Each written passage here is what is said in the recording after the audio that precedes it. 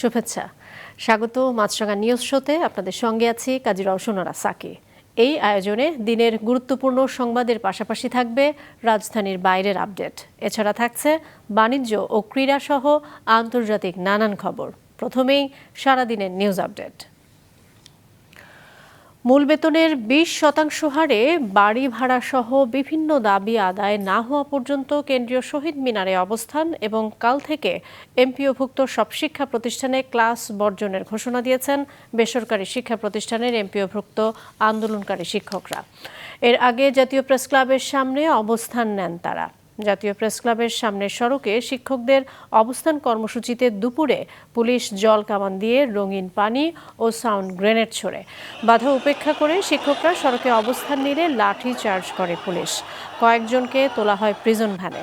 প্রায় 6 ঘন্টা শাহবাগ ও আশেপাশের সড়কে যান চলাচল বন্ধ থাকে। পুলিশের বাধার মুখে বিকেলে শিক্ষকরা কেন্দ্রীয় শহীদ মিনারে অবস্থান নেন। এ সময় এনসিপি নেতা হাসনাত আবদুল্লাহ ও সামান্তা শারমিন উপস্থিত হয়ে জানান শিক্ষকদের দাবির সঙ্গে তারা একমত। পরে বিক্ষুব্ধ শিক্ষকরা নতুন কর্মসূচি ঘোষণা করেন। বেসরকারি স্কুল শিক্ষকদের আন্দোলন সম্পর্কে কেন্দ্রীয় শহীদ মিনার থেকে সরাসরি জানাচ্ছেন স্টাফ রিপোর্টার বিপ্লব হাসান। চলে যাচ্ছে বিপ্লবের কাছে। বিপ্লব, বিক্ষুব্ধ শিক্ষকরা কি কেন্দ্রীয় শহীদ মিনারে এখনো অবস্থান করছেন কিনা?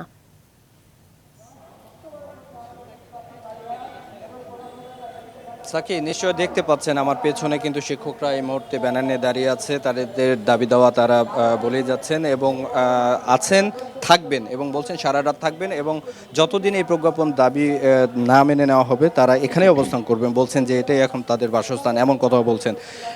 শহীদ মিনারে এখনও আমরা শত শত শিক্ষক দেখতে পাচ্ছি এবং শহীদ মিনারের আশেপাশে সব জায়গায় দেখতে পাচ্ছি। শিক্ষকদের সঙ্গে আমরা কথা বলেছি, তারা বেশ কিছুটা ক্ষেত্রে ব্যথিত যে তাদের গায়ে হাত তোলা হয়েছে। তারা শিক্ষক আসলে সবচেয়ে সম্মানিত একটি পেশা, তাদেরকে অনৈতিকভাবে বা অন্যায়ভাবে পুলিশ তাদের লাঠিচার্জ করেছে এমনটা বলছেন এবং সেই আক্ষেপটাই তারা আসলে জানাচ্ছিলেন। এখানে আসবার পর আমরা অনেক শিক্ষকের সঙ্গে কথা বলেছি, প্রায় সবাই এই আক্ষেপটাই করছিল এবং বলছিল যে তাদের দাবি দেওয়া তো খুব বেশি নয়, 20% বাসা ভাড়া এবং 15% চিকিৎসা ভাতা, এইটুকুই তাদের দাবি এবং সেই আক্ষেপগুলো তারা এখানে বলছেন এবং সেটি যতক্ষণ পর্যন্ত মেনে না নেওয়া হবে এখানেই তারা থাকবার দৃঢ় প্রত্যয় আসলে জানিয়েছেন। বাংলাদেশের প্রতিটা প্রান্ত থেকেই শিক্ষক এখানে এসেছেন। আমি একটু কথা বলতে চাই যে আপনারা কি সারা রাত এখানে অবস্থান করবেন? হ্যাঁ, আমরা এখন যতক্ষণ আমাদের এইখানে ফারুকুর সাহেব আমাদের যে কর্মসূচি ঘোষণা করেছেন, আমরা এখানে আজকে সারা রাত অবস্থান করব এবং আমাদের আগামীকালকে থেকে যে ক্লাস বর্জন কর্মসূচি সেটাও সারা দেশব্যাপী চলমান থাকবে। যেমনটা শুনলেন যে আসলে তারা সারা রাতি এখানে অবস্থান করবেন। তো সবকিছু মিলে এখনো এই পরিস্থিতি। সাকিব, বিপ্লব, আপনাকে ধন্যবাদ। দর্শক, বেসরকারি শিক্ষা প্রতিষ্ঠানের এমপিওভুক্ত শিক্ষকদের আন্দোলন সম্পর্কে জানালেন সহকর্মী বিপ্লব হাসান। গুমের মামলায় অভিযুক্ত চাকুরিরত সেনা কর্মকর্তাদের গ্রেফতারি পরোয়ানা সেনা সদরে পৌঁছেছে এবং তার রিসিভ কপিও হাতে এসেছে ট্রাইব্যুনালের কাছে জানিয়ে চিফ প্রসিকিউটর তাজুল ইসলাম বলেছেন, তাদের গ্রেফতার করা হয়েছে কিনা এর আনুষ্ঠানিক কোনো তথ্য নেই ট্রাইব্যুনালের কাছে। ক্ষমতাচ্যুত প্রধানমন্ত্রী শেখ হাসিনা সহ 3 জনের বিরুদ্ধে করা মানবতা বিরোধী অপরাধের মামলার প্রথম দিনের যুক্তিতর্ক উপস্থাপন শেষে চিফ প্রসিকিউটর সাংবাদিকদের এসব কথা জানান। বেলা 11:15টায় মামলার আজকের যুক্তিতর্ক উপস্থাপন শুরু হয়। আগামীকাল আবারও যুক্তিতর্ক উপস্থাপন করা হবে। ট্রাইব্যুনালের বিচার প্রক্রিয়া সরাসরি সম্প্রচারের সময়ে সাইবার হামলা হয়েছে জানিয়ে চিফ প্রসিকিউটর বলেন, কয়েকদিনের যুক্তিতর্ক উপস্থাপন শেষ হলেই মামলাটি রায়ের পর্যায়ে পৌঁছাবে। এ সময় জানান, মানবতা বিরোধী অপরাধের মামলায় অভিযুক্ত 15 সেনা কর্মকর্তার বিচার করতে আইনগত এখতিয়ার আছে ট্রাইব্যুনালের। আন্তর্জাতিক অপরাধ ট্রাইব্যুনালের রেজিস্ট্রারের যে কার্যালয়, সেখানে আপনারা খোঁজ নেবেন। তারা এই গ্রেফতারি পরোয়ানাগুলো যথাস্থানে যথাসময়ে জারি করেছেন এবং এর বাইরেও যে সমস্ত কর্তৃপক্ষের কাছে অবগতির জন্য এই গ্রেপ্তারি পরোয়ানাগুলোর কপি পাঠানো হয়েছিল তাদের কাছে এটা পৌঁছে গেছে বলে আমরা জানতে পেরেছি। আইনের বিধান হচ্ছে তাকে আদালতের কাছে আনতে হবে। আদালত যদি তাকে আটক রাখতে বলে আটক রাখা হবে। আদালত যদি তাকে ছেড়ে দিতে বলে, জামিন দেয়, ছেড়ে দিতে পারেন। আমাদেরকে যদি বলা হয় যে আটক রাখা হয়েছে, তাহলে আইন অনুযায়ী তাকে অবশ্যই আদালতের কাছে আনতে হবে, এটাই বিধান। তো যেহেতু আমরা জানি না, সুতরাং এই বিষয়ে আমি কোনো মন্তব্য করতে চাই না। অভিযুক্ত সেনা কর্মকর্তাদের বিচারে যথাযথ আইনি প্রক্রিয়া গ্রহণ করা হবে বলে জানিয়েছেন স্বরাষ্ট্র উপদেষ্টা জাহাঙ্গীর আলম চৌধুরী। সকালে স্বরাষ্ট্র মন্ত্রণালয়ের সভাকক্ষে আইনশৃঙ্খলা সংক্রান্ত কোর কমিটির বৈঠক শেষে তিনি জানান, নির্বাচন যাতে অস্থিতিশীল না হয় সেজন্য সব ব্যবস্থা নেওয়া হচ্ছে। আগামী জানুয়ারি মাসের মাঝামাঝিতে বিভিন্ন বাহিনীর নির্বাচনী প্রশিক্ষণ শেষ হবে। থাকবে ৮০,০০০ সেনা সদস্য। সংসদীয় আসনের সীমানা নির্ধারণ ও লুট হওয়া অস্ত্রে নির্বাচনের সময় যেন অস্থিতিশীল পরিবেশ সৃষ্টি না হয় সে বিষয়ে ব্যবস্থা নেওয়া হচ্ছে। সেফ এক্সিটের বিষয়ে প্রশ্ন করলে তিনি জানান, তার সন্তানরা দেশে থাকেন, তাই তার বিদেশে যাওয়ার দরকার নেই। দেশের মানুষ পিয়ার বোঝে না। একটি দল বিষয়টি নিয়ে আন্দোলন করে নির্বাচন বিলম্ব করার পাঁয়তারা করছে বলে মন্তব্য করেছেন বিএনপি মহাসচিব মির্জা ফখরুল ইসলাম আলমগীর।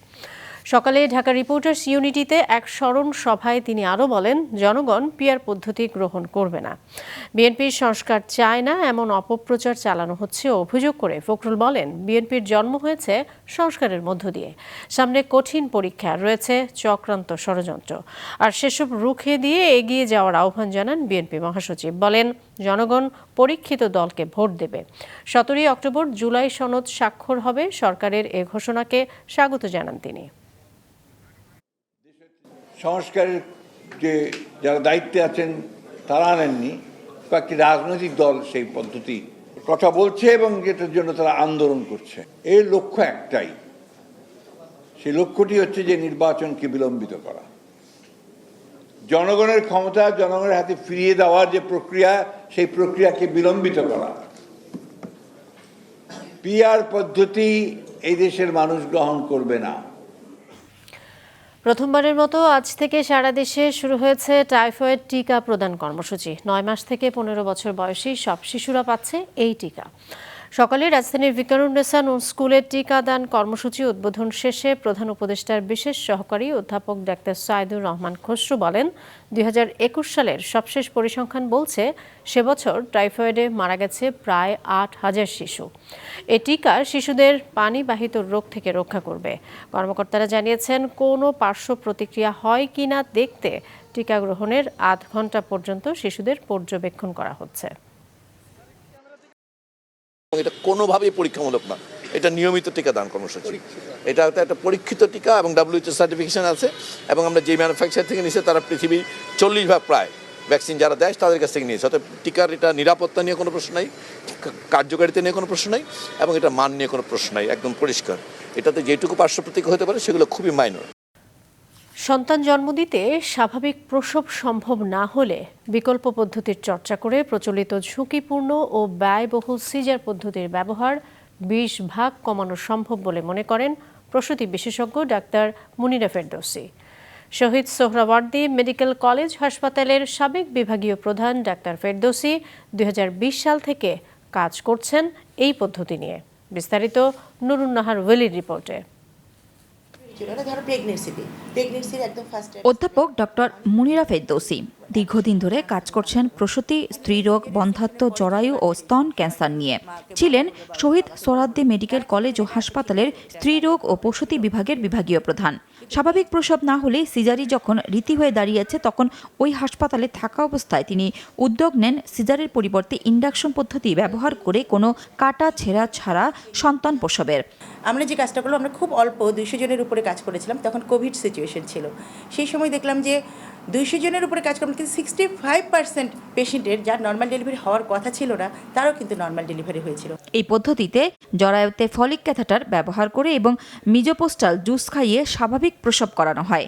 এতে বড় রকমের সাফল্য পান তিনি। সময় তার পোস্ট ডেটেড প্রেগনেন্সি, ডেট পার হয়ে গেছে, তারপরেও তার জরায়ুর মুখ খুলছে না। এসব ক্ষেত্রে এবং কিছু কন্ডিশনের কথা আমি বলেছি, এই ধরনের ক্ষেত্রে আমরা ইন্টারসার্ভিক্যাল ক্যাথেটার যদি আমরা জরায়ুর মুখে প্রতিস্থাপন করে দিয়ে দিই, আমরা যদি জরায়ুর মুখে খুব সাবধানে অ্যাসেপ্টিক উপায়ে দিয়ে আমরা বেলুন আছে একটা, বেলুনটা আমরা ফুলিয়ে দিই। বেলুনটা ফুলিয়ে দিলে জরায়ুর মুখে ওই বেলুনটা বসে যায়, এবং এই ক্যাথেটার দিয়ে আমরা জরায়ুর মুখ কিন্তু 5 সেন্টিমিটার পর্যন্ত খুলে দিতে পারি। সোহরাওয়ার্দী মেডিকেল কলেজ হাসপাতাল থেকে অবসরে যাবার পরও তিনি এই বিষয়ে কাজ করে যাচ্ছেন। শুধু সংকুচিত জরায়ু নয়, উচ্চমাত্রার বিপজ্জনক প্রসূতিদের ক্ষেত্রেও তিনি ইন্ডাকশন পদ্ধতির ব্যবহার করছেন। আমরা কিন্তু এই ধরনের পেশেন্ট নেই যে যার হবে বা ডেলিভারির জন্য সে রেডি হয়ে আসছে, জ্বরের মুখ খুলে গেছে, এই পেশেন্টের উপরে করিনি। যে পেশেন্টগুলো ধরেন পানি কমে গেছে, যে পেশেন্টগুলোর ডায়াবেটিস আছে, ডায়াবেটিসের জন্য সে ইনসুলিন পায়, যে পেশেন্টগুলোর পানি ভেঙে গেছে, একদম এসে বলে পানি ভেঙে যাচ্ছে একদম, সেই পেশেন্টগুলো নর্মাল ডেলিভারি করেছে।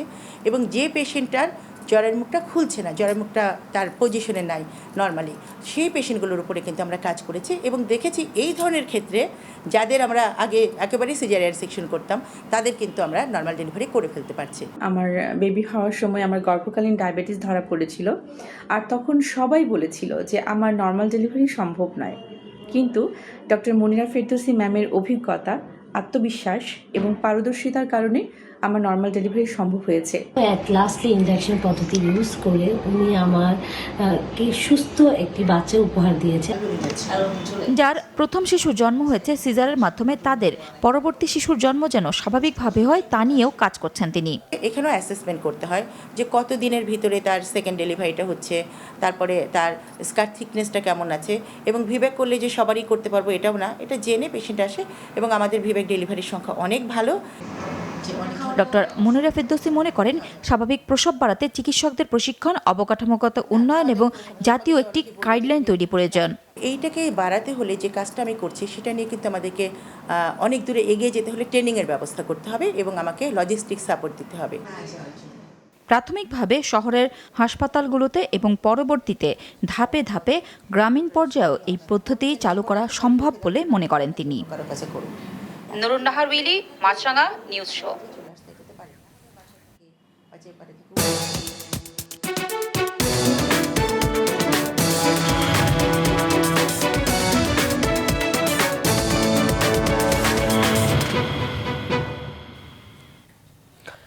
কোনো অবস্থাতেই বন্দরের পণ্য ওঠানামায় বাড়তি 41% মাশুল কমানো হবে না, এমনটাই জানিয়েছেন নৌ পরিবহন সচিব। তিনি বলেন, আগামী ডিসেম্বরের মধ্যে বন্দরের নিউ মরিন, পানগাঁও ও লালদিয়া বিদেশি অপারেটরদের পরিচালনার জন্য দেয়া হবে।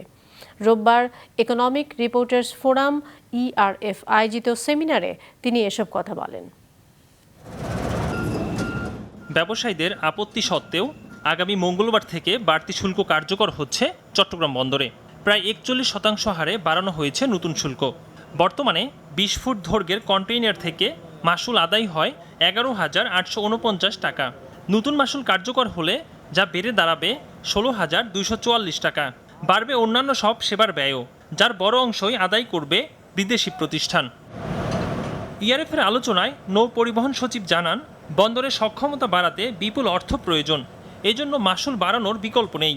বাংলাদেশের লজিস্টিক খরচ 15% পর্যন্ত হয়ে থাকে, যেখানে বৈশ্বিক খরচ 7%। বন্দরের উন্নয়ন হলে রপ্তানি প্রতিযোগিতা 90% বেড়ে যাবে বলেও জানান তিনি। চিটাগাং পোর্টে যদি আমার কনজেশন, চিটাগাং পোর্টে যদি আমি ক্যাপাসিটি যদি বাড়াতে না পারি, তার এফিসিয়েন্সি যদি বাড়াতে না পারি, তাহলে how can I compete with the other countries. আগামী ডিসেম্বরের মধ্যে বন্দরের নিউ মরিন, পানগাঁও ও লালদিয়া বিদেশি কোম্পানিকে পরিচালনার জন্য দেয়া হবে। এজন্য চূড়ান্ত দর কষাকষি চলছে। বন্দর বিক্রির ষড়যন্ত্র চলছে এমন অভিযোগ ভিত্তিহীন বলে উল্লেখ করেন সচিব। ডিসেম্বরের মধ্যে আমরা মোটামুটি 3টা টার্মিনাল আমরা দিয়ে দিব, কারণ আমরা দেখেছি এগুলো যদি না দিই তাহলে আমার কোনোদিন পোর্ট ক্যাপাসিটি কোনোদিন বাড়বে না। এ সময় বক্তারা বলেন, তৈরি পোশাক শিল্পের সাথে $1 বিলিয়ন আয়ের সুযোগ রয়েছে জাহাজ শিল্পে। $20 কোটি বিদেশি বিনিয়োগও পাইপলাইনে রয়েছে। তবে ত্রুটিপূর্ণ নীতিমালার কারণে বিনিয়োগ আসছে না বলেও মন্তব্য তাদের। এজন্য নীতিমালা সংশোধনের দাবি করেন তারা। এই between this two cargo movement করার জন্য প্রায় 1 দিন থেকে 2 দিন সময় লাগে। আমরা এই কাস্টম প্রবলেমটা যদি সলভ করতে পারি, মুভমেন্ট যদি ফাস্ট করতে পারি, তাহলে আমাদের কার্গো শিপমেন্টগুলো ফাস্ট আমার থ্রুপুট বেড়ে যাবে। বর্তমানে দেশের 10টি প্রতিষ্ঠান সমুদ্র বাণিজ্য উপযোগী জাহাজ তৈরিতে সক্ষম। ইকরামুল ইসলাম খান, মাছরাঙা নিউজ শো। আন্তর্জাতিক গাজা যুদ্ধের স্থায়ী অবসান ও শান্তি প্রতিষ্ঠায় মিশরে সোমবার এক সম্মেলনে বসতে চলেছেন বিশ্ব নেতারা। যুক্তরাষ্ট্রের প্রেসিডেন্ট ডোনাল্ড ট্রাম্প ও মিশরের প্রেসিডেন্ট আবদেল ফাত্তাহ আল সিসির সভাপতিত্বে এতে যোগ দেবেন 20টিরও বেশি দেশের নেতারা। গাজা যুদ্ধের স্থায়ী অবসান ও শান্তি প্রতিষ্ঠায় বিশ্ব নেতাদের অংশগ্রহণে কাল মিশরে শুরু হতে যাচ্ছে এক আন্তর্জাতিক শান্তি সম্মেলন।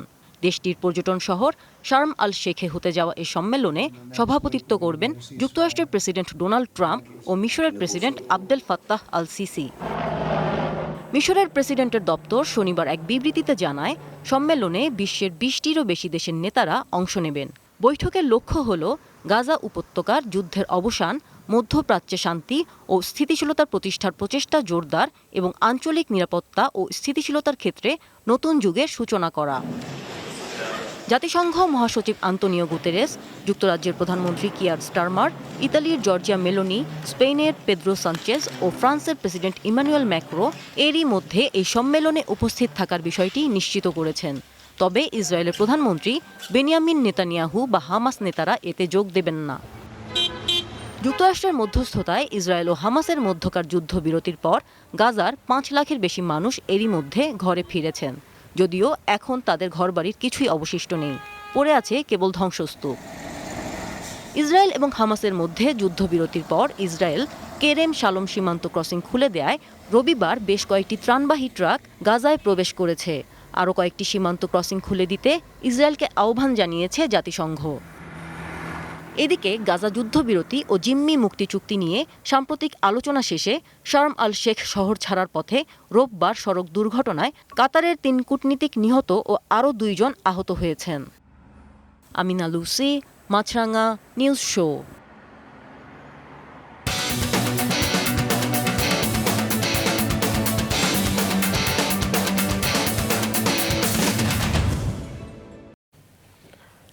নারীদের আত্মরক্ষার কৌশল শেখাতে ভোলা জেলার বোরহানুদ্দিন উপজেলায় হয়ে গেল কারাতে কর্মশালা, যেখানে অংশগ্রহণ করেছে বিভিন্ন স্কুলের মেয়েরা। সুইডিশ সরকার ও মানুষের জন্য ফাউন্ডেশনের অর্থায়নে এই কর্মশালার আয়োজন করেছেন গ্রামীণ জন উন্নয়ন সংস্থা।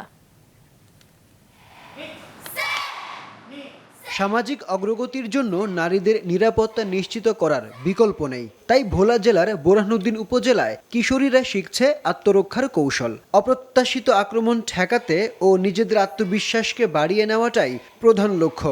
পাশাপাশি শারীরিক ও মানসিক শক্তি বৃদ্ধি করতে মূলত এই কর্মশালায় অংশগ্রহণ তাদের। আমরা এখান থেকে অনেক কিছু শিখেছি, যেমন বিভিন্ন পাঞ্চ, কিক এবং গায়ে হাত দিলে কিভাবে নিজেকে রক্ষা করবো, পিছন থেকে ধরলে কিভাবে রক্ষা করবো। আত্মরক্ষামূলক কারাতে প্রশিক্ষণের মাধ্যমে আমি নিজেকে শক্তিশালী হিসেবে তৈরি করেছি। ছেলেরা যদি কোথাও দাঁড়িয়ে থাকতো, 2-3 ছেলেরা দেখলে অনেক ভয় পেতাম, তাদেরকে দেখে অন্য সাইড দিয়ে রাস্তা হেঁটে যেতাম। এখন আর মনে হয় না যে ওদেরকে দেখে অন্য সাইড দিয়ে রাস্তা হেঁটে যাওয়া লাগবে। এই প্রশিক্ষণ আমাকে সাহসী করেছে। এই প্রশিক্ষণের মাধ্যমে নিজেকে আত্মরক্ষা করার কৌশল জানতে পেরেছি। আমি 4-5 জনকে আরও অনেকে এগুলো শিখাবো, যাতে তারা অনেক ভালো করতে পারে। প্রতিকূল পরিস্থিতিতে নিজেদের রক্ষা করার কৌশল রপ্ত করতে কর্মশালায় অংশ নেয় বিভিন্ন স্কুলের শিক্ষার্থীরা। মাসব্যাপী এই কর্মশালার আয়োজক গ্রামীণ জন উন্নয়ন সংস্থা, অর্থায়ন করে সুইডিশ সরকার ও মানুষের জন্য ফাউন্ডেশন। এই যে কারাতে ট্রেনিং নিচ্ছে মেয়েরা, এই ট্রেনিংগুলি আমাদের যে আত্মবিশ্বাসটা বাড়ছে মেয়েদের। এই প্রকল্পের মাধ্যমে আমাদের যে মেয়েরা আছে এখানে যে ক্যারাতে প্রশিক্ষণে অংশগ্রহণ করছে, তাদের মধ্যে একটা আত্মনির্ভরশীল এবং নিরাপদ যে প্রতীক, সেটা হয়তো এই প্রশিক্ষণের মাধ্যমে ফুটে উঠবে। এমন উদ্যোগের ভূয়সী প্রশংসা করেছেন উপজেলা নির্বাহী কর্মকর্তা। বাংলাদেশে নারীদের জন্য আত্মরক্ষা যদি কলাকৌশল তারা রপ্ত করতে পারে, সেটা তাদের আত্মরক্ষার ক্ষেত্রে একটা গুরুত্বপূর্ণ ভূমিকা রাখবে। তা আমরা উপজেলা প্রশাসন থেকে সবসময় এই ধরনের কাজকে করি, ইনিশিয়েটিভকে সময় আমরা সহায়তা করতে চাই। আমরা জন উন্নয়ন সংস্থার এই কার্যক্রমকেও আমরা সহায়তা করেছি। ভবিষ্যতেও অন্য যে কেউ এই ধরনের অ্যাক্টিভিটি নিলে আমরা তাদেরকে সহায়তা করবো, তাদের পাশে থাকবো। কিশোরীদের আত্মবিশ্বাস বাড়ানোর পাশাপাশি আত্মসচেতন হওয়ার প্রতিও তাগিদ দেওয়া হয় কর্মশালায়। আরিফুদ্দিন নবীন, মাছরাঙা নিউজ শো। এই ছিল আজকের মতো। আমাদের পরবর্তী সংবাদ সন্ধ্যা 7টায় দেখার আমন্ত্রণ রইল।